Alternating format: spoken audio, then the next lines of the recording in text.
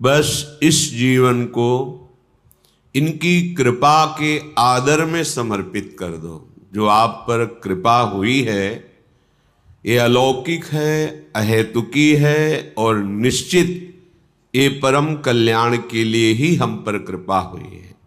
जब जिस जीव के आवागमन चक्र का अंतिम जन्म होता है तो उसे नाम रूप लीला धाम का महामहिम स्वरूप श्रवण कथन करने का सौभाग्य, संत समागम और आराधना उपासना पद्धति ये प्राप्त होती है।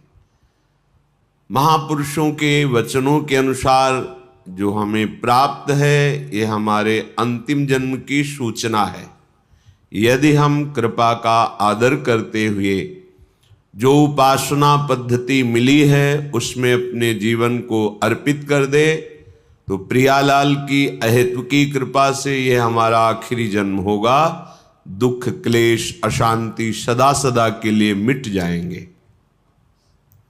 श्रीपाद प्रबोधानंद जी महाराज कह रहे हैं, भ्रातर भोगा सुभुक्ता का इहि न भवता नापि संसार मध्ये विद्यादानाध्वराद्यै कति कति जगति ख्याति पूजाद्य लब्धा अद्याहारे पियादृच्छिक उर्गुणवानप्यहो समृतात्मा श्रीमद वृंदावनेस्मिन् सतत मट सखे सर्वतो मुक्त संगः। हे भाई, यदि तुम्हारा मन ऐसा प्रलोभन दे रहा हो आपको कि ये भोग तो भोगा नहीं, अगर भोग लूं तो हमारा मन शांत हो जाएगा, ऐसी बात मत मानना। ये आपको फंसा रहा है, क्योंकि भ्रातर भोगा सुभक्ता का इह न भविता नापि संसार मध्य, कोई ऐसा भोग नहीं है जो तुमने संसार में भोग न लिया हो, क्योंकि तुम्हारे बहुत जन्म हो गए हैं।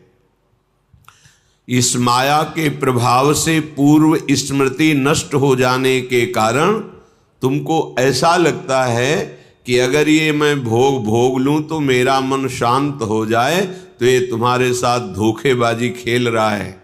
तुम्हारा अंतःकरण जो बुद्धि मन चित्त अहंकार है ये तुम्हारे साथ धोखेबाजी कर रहा है। जब इसे भोगों में उतारोगे तब ये फिर निर्णय करेगा। अंतःकरण इसमें वो नहीं, इसमें होगा सुख, इसमें नहीं इसमें होगा, पूरा जीवन बर्बाद कर देगा। कौन सा ऐसा भोग है जो तुमने उपभोग नहीं किया? सुभुक्ता खूब अच्छी तरह से भोगा है, पर इस माया ने ऐसे विस्मरण को प्रकट कर दिया है कि तुम्हें होश ही नहीं है। तुम्हें लगता है मैं पहली बार संसार में आया हूं तो पहली बार तो मुझे भोग लेना चाहिए। एक धनी घर के उपासक वैराग्य भावना से चलने की चेष्टा कर रहे थे तो परिक्रमा में मिलते थे। एक बार उन्होंने कहा, मेरा मन ऐसा कहता है, जैसा ये महापुरुष जन इशारा करते हैं कि एक बार तो मैं भोग के देख लूं तो अपने मन को समझा लूंगा। नहीं, ये ऐसी फिसलन है, इसमें जो फिसला तो गुरु कृपा हरि कृपा ही आपको पुनः चढ़ा सकती है, नहीं तो ये फिसलता ही चला जाएगा, पकड़ में नहीं आएगा। फिर आप ये उत्साह भी खो देंगे कि मुझे परमार्थ में चलना है। देख लेना, ये उत्साह भी खो देंगे।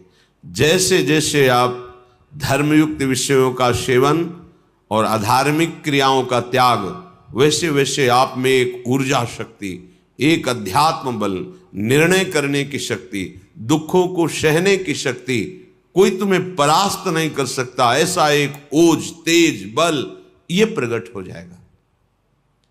ये जो आप निराश हताश उदास इसी मन की सलाह के कारण हुए हैं। इसलिए हे उपासक, हे भाई, तुमने सब भोग भोग लिए हैं, मन की इस चाल में मत फंसना। ये तुम्हारा जन्म केवल भगवत प्राप्ति के लिए है, प्रभु को रिझाने के लिए है। कभी मान बड़ाई में, कभी भोग वासना में, कभी शरीराभिमान में, कभी मोह ममता, ये ऐसे फंसाती रहती माया। विद्यादानाध्वराद्यैः कति कति जगति ख्याति पूजाद्य लब्धा। कभी कभी मन धर्म की आड़ में दान पुण्य आदि की भावना से अहंकार को पुष्ट कराने लगता है। अंतःकरण चतुष्टय में 4 धर्म है। बुद्धि का काम निश्चय करना है, मन का काम संकल्प विकल्प, चित्त का चिंतन, अहंकार का स्वीकार करना। मैंने ये कर्म किया, मैं ऐसा कर्म करूंगा, मैंने ये भोगा, आगे ऐसा भोगूंगा। ये जो अहंकार को पुष्ट करने के लिए धर्म की आड़ में दान पुण्य आदि करते हुए हम अहम को बढ़ावा देते, ये माया का फसाव है। अपनी वस्तु मानकर दान करने से ठीक है, कई गुना वो मिल जाएगी आपको, पर जितनी आपके पास है उतना आपको वो दुख दे रही है, भगवत विस्मरण करा रही है, अहंकार बढ़ा रही है, तो उससे 10 गुना और बढ़ जाएगा, तो अशांति तो और बढ़ जाएगी। तुम्हें लगता है वैभव बढ़ने से शांति होती है? नहीं, ज्ञान बढ़ने से शांति होती है। त्यागाच्छांत्यनंतरम, विवेक के द्वारा असत वस्तु, असत पदवी, असत क्रिया, असत चिंतन, जब इनका त्याग होता है तो शांत हमारा स्वरूप है, क्योंकि हमारे अंशी भगवान का शांत स्वरूप है। शांताकारम भुजग शयनम। देखो, कोई सांप पे लेट के भी शांत रह सकता है, और ये तो भगवान शेष जी और उनकी गोद में लेटे हुए हमारे प्रभु कैसे शांताकारम। तो हमारा स्वरूप क्या है? शांत है। शंकर सहज स्वरूप सम्हारा, लाग समाधि अखंड अपारा। अखंड अपार समाधि, परम शांति। तो ये जो हमारा मन हमको संकल्प विकल्प में फंसाता है कि ये दान कर दूं तो ये मिल जाएगा, ये कर दूं तो ये मिल जाएगा, करो, अपनी वस्तु मान के नहीं। त्वदीयम वस्तु गोविंदम तुभ्यमेव समर्पये। हे गोविंद, हे प्रियाजू, आपके द्वारा जो सेवा सामग्री दी गई है वो सेवा सामग्री आपके चरणों में समर्पित है। इससे आपको भगवत प्रेम मिलेगा, भगवत कृपा मिलेगी, आप महान शांति को प्राप्त होंगे। क्रिया वही है, अपनी वस्तु मान के दोगे तो कई गुना बढ़ के मिलेगी, और प्रभु की वस्तु मान के दोगे तो प्रभु मिल जाएंगे, जो परम लाभ है। इस मनुष्य जीवन का परम लाभ भगवत प्राप्ति है। श्रीपाद कह रहे कि विद्या, माया के 2 स्वरूप हैं, एक है अविद्या और एक है विद्या। दोनों माया ही हैं, पर विद्या में भगवान की प्राप्ति का मार्ग प्रकाशित होता है, और अविद्या भगवान से विमुख करके नाना प्रकार के भोगों में फंसाती है। दोनों माया ही। पर जो विद्या पढ़ करके उसे अभिमान से युक्त कर लिया जाता है, वो फंसाने वाली ही बन जाती है, क्योंकि वो भी माया ही है। मैं शास्त्रों का ज्ञाता हूं, मुझे बहुत आता है, मुझे सब ज्ञान है, मैं विद्वान हूं, ये ठीक नहीं। ये अहंकार आपको फंसा देगा, ये मुक्त करने वाला नहीं है। मुक्त करने वाला जो ज्ञान है, जो विद्या है, वो विद्या विनय संपन्ने ब्राह्मणे गविहस्तनी स्वनी चुपाके चा पंडिता समदर्शिना। तुम्हारी विद्या के प्रभाव से अविद्या नष्ट हो जाए और समदर्शी दृष्टि प्राप्त हो जाए, सब में एक ही परम तत्व विराजमान है, ऐसा अनुभव हो जाए, ये विद्या का लाभ हुआ। पर हम विद्वान होकर विद्याभिमान करके अगर अपने को और बांध रहे हैं तो विद्या नहीं है, वो अविद्या ही है। श्रीपाद कह रहे हैं जगत ख्याति पूजाद्य लब्धा। कोई मुझे बहुत अच्छा कहे, बहुत बड़ा दानी है, बहुत भगत है, बहुत सेवक है, आदि आदि, यदि ऐसी सुनने की इच्छा है आपको, ऐसी ख्याति पाने की इच्छा है तो ये भी माया का जाल है जो आपको आवागमन में बांध करके कष्ट देगा। विश्वास कीजिए महापुरुषों के वचनों पर। जब आप अखिल लोक चूड़ामणि भगवान के दासत्व से युक्त हो जाएंगे, उनके महामहिम नाम का जप, उनकी चरण सेवा, उनके गुण कीर्तन, तो आपका यश तो अपने आप हो जाएगा। पर यदि आप चाहेंगे यश और उसमें राजी रहेंगे तो आपका परमार्थ नहीं बनेगा। स्वार्थ तो जय जयकार लोग करेंगे पर परमार्थ नहीं बनेगा। फिर लाभ क्या मिला? अद्याहारेपि यादृच्छिक उर्गुण वानप्य हो समृतात्मा। अब तुम हमारी बात मान लो, श्रीपाद कह रहे हैं अद्याहारेपि यादृच्छिक, भगवान की जैसी इच्छा हो, जो वो तुम्हें जिस परिस्थिति में रखे हैं उसमें संतुष्ट हो जाओ। जथा लाभ संतोष सदा काहू सो कछु न चाहोगे। अपनी ऐसी वृत्ति बनाओ कि भगवान से भी मांगने की इच्छा ना हो। जैसे वो मुझे रख रहे मैं उसमें राजी हूं। ये बहुत बड़ी उपलब्धि है, बहुत बड़ी सिद्धि है ये। इसी से सारी कामनाएं नष्ट हो जाती है। बिन संतोष न काम न साही और अछत काम सुख सपने नाही। बिना संतोष के कामना का नाश नहीं होता, और जब तक कामना रहती तब तक स्वप्न में भी जिसे सुख कहते हैं उसका अनुभव नहीं होता। जागृत की कौन कहे? आप कामना में ही सुख ढूंढ रहे हैं, और सिद्धांत कह रहा है कि अछत काम सुख सपने नाही। यदि हृदय में कामना है तो स्वप्न में भी सुख नहीं मिलेगा। कामना कैसे नष्ट होगी? बोले जथा लाभ संतोष सदा काहू सो कछु न चाहूंगो। मैं सदा संतोष धारण करूंगा कि मेरे प्रभु ने जैसा विधान कर दिया है हमारे लिए पर्याप्त है। जथा लाभ। आद्याहारेपि यादृच्छिक, जो हमारे आराध्य देव है उनकी इच्छा के अनुसार हमें आहार वास वस्त्र व्यवस्था और संग, ये जो कृपा करके मिला है, हमको अब आकांक्षा नहीं करनी चाहिए किसी भी वस्तु की। सच्ची मानो जैसे कोई प्रश्न करे कि हमें सत्संग की आकांक्षा करनी चाहिए, हमें भगवत चरणारविंद के धाम में रहने की आकांक्षा करनी चाहिए। यदि आप ठीक से भजन करते हो तो आपको कोई आकांक्षा करने की जरूरत नहीं। आगे से आगे वो जहां पहुंचाना जो करना अपने आप करेंगे। हम वृंदावन को जानते भी नहीं थे, पहली बार स्मरण हुआ कैसा होगा वृंदावन, क्योंकि अपने लोगों की अंतर्दृष्टि रहती थी, एक एक हरकत पर नजर थी अंदर की, बाहर का तो मतलब ही नहीं था। भगवान की ऐसी असीम कृपा रही है कि यौवन अवस्था में कभी कहीं भरपेट भोजन मिला हो तो मिला हो, ना कोई गर्म कपड़े पहनना, ना जीवन में कभी पंखा चलाना।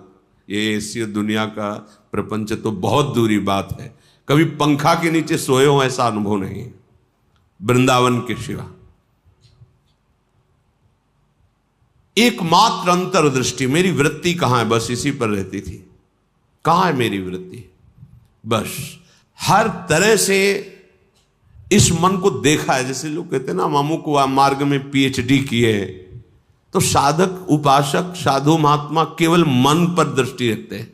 सारी पढ़ाई मन की है, इसमें और कोई बाहरी बातें नहीं है। इसमें परम सिद्धि का जो लाभ होता है वो केवल मन पर दृष्टि रखी जाती है। उसी को दृष्टि में रख करके सृष्टि से बचा के और भगवान के चिंतन में लगाना, बस एक लगन लगी हुई, कैसे ब्रह्म साक्षात्कार हो, कैसे वहां कोई ये गुंजाइश नहीं थी। भोग सामग्री, भोग वार्ता, भोग दृश्य, घाटों में कहां गुंजाइश? दोपहर की तपती धूप में पंडों की छतुरी के नीचे, और रात्रि में वही घाटों में थोड़ी देर भिक्षुकों के बीच में बैठ जाना, जो मिला मिला, नहीं तो हर हर महादेव, शांत एकदम। ब्रह्मचर्य और संयम का बड़ा बल होता है। कभी निराश हताश और ऐसा नहीं कि चलने लायक नहीं, ऐसा कभी अनुभव जीवन में नहीं हुआ। आप समझिए वो परिस्थिति अगर ना मिलती तो शायद है कि वो अनुभव भी ना होता। जो अनुभव, एक जो निश्चिंतता, निर्भयता, एक ठसक, हर समय नवीन उत्साह, वो भगवान ने जैसी परिस्थिति चयन की थी उसी में राजी होने से हो गया। एक बार इतने भूख से व्याकुल हुए तो दो संत आए काशी के, और ऐसा कहाँ रहते हो? घाटों में रहते। भोजन जो महादेव जी दे देते। या घाटों में कौन देता है? अन्नपूर्णा। कभी सतुआ, इतना जिससे भिखारियों को लोग बांटते हैं, 2-4 किलो सतुआ लिया, 50 बैठे हैं, ऐसे ऐसे डाल दी। तो कमंडल का ढक्कन होता था, ऐसे रखा, कोई 1 पीस बर्फी रख दी ऐसे, बोले आओ चलो आज तुम्हें भोजन पवाते हैं।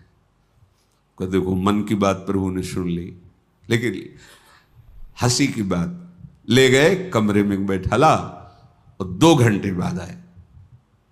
रात हो गई थी, शाम के बैठते थे जाके, और आए, बोले हमारे यहाँ तो प्याज लहसुन बनता है, आप खाते हैं? ये तो नहीं बन। अच्छा महादेव। हाँ निकले, खूब हंसे कि ए मन, देखा तेरी चालबाजी नहीं चली। नियम लिया था कहीं नहीं जाएंगे, पर इतनी व्यवस्था हम अपनी तरफ से ले गए, और देखा तुम्हें उत्तर दिया महादेव, चल आज के बाद कोई बुलाए भी तो नहीं जाला है। जथा लाभ संतोष सदा काहो, ये बहुत बड़ी उपलब्धि का मार्ग है। चाहे गृहस्थ हो चाहे विरक्त हो, जैसी परिस्थिति प्रभु ने दी है, सच्ची मानिए तुम्हारे कल्याण के लिए वैसी परिस्थिति आवश्यक है।